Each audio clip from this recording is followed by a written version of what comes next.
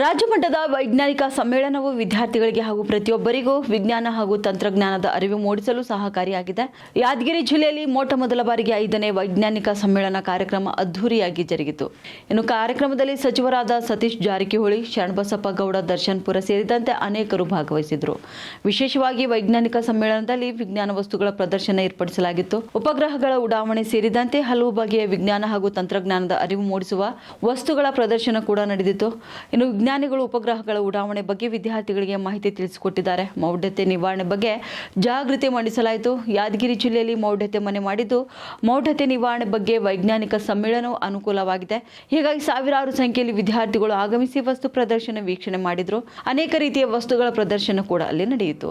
ಇಲ್ಲಿ ವೈಜ್ಞಾನಿಕದ ಬಗ್ಗೆ ಬಹಳಷ್ಟು ಮಹತ್ವ ನಮಗೆ ಅರಿವು ಮೂಡಬೇಕು. ಯಾಕೆಂದರೆ ಮೂಢನಂಬಿಕೆಗಳು ನಮ್ಮ ಜನರಲ್ಲಿ ಬಹಳಷ್ಟು ಮನೆ ಮಾಡಿಕೊಂಡಿದೆ. ಹೇಗೆಂದರೆ ನಾವು ಯಾರೋದೋ ಮಾತು ಕೇಳಿ ಏನೇನೋ ಮಾಡುತ್ತಿದ್ದೇವೆ. ಅದರಿಂದ ಈ ಸಮ್ಮೇಳನ ಅಂದರೆ ಇಲ್ಲಿ ನಮ್ಮ ಜಿಲ್ಲೆಯಲ್ಲಿ ಇದು ನಡೆಯುತ್ತದೆ, ರಾಜ್ಯ ಮಟ್ಟದ ಸಮ್ಮೇಳನ ನಡೆಯುತ್ತದೆ ಎಂದು ನಾವು ಊಹೆ ಕೂಡ ಮಾಡಿರಲಿಲ್ಲ. ಅಂದರೂ ಇದೊಂದು ನಮಗೆ ಪೂರಕವಾಗಿದೆ. ಏಕೆಂದರೆ ವಿಜ್ಞಾನದ ಬಗ್ಗೆ ಇಷ್ಟೊಂದು ಹಲವು ವೈಜ್ಞಾನಿಕದ ಬಗ್ಗೆ ನಮಗೆ ತಿಳಿಸುತ್ತಾರೆ ಎಂದು ನಮಗೆ ಗೊತ್ತಿರಲಿಲ್ಲ. ಫಾರ್ ಎಕ್ಸಾಂಪಲ್, ಇವಾಗ ನಾವು ನೋಡಿದ್ವಿ, ಇಸ್ರೋ ಕಂಪ್ನಿಯವರು ಹೆಂಗೂ ಉಪಗ್ರಹದ ಬಗ್ಗೆ ಎಕ್ಸಿಬಿಷನ್ ಮಾಡಿದರು.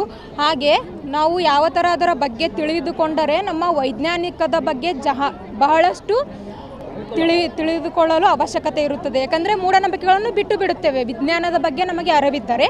ಹಾಗಾಗಿ ನಾವು ಮುಂದೆ ಯಾವ ಥರ ವಿಜ್ಞಾನವನ್ನು ಪಾಲಿಸಬೇಕೆಂದರೆ ಮೂಢನಂಬಿಕೆಗಳನ್ನು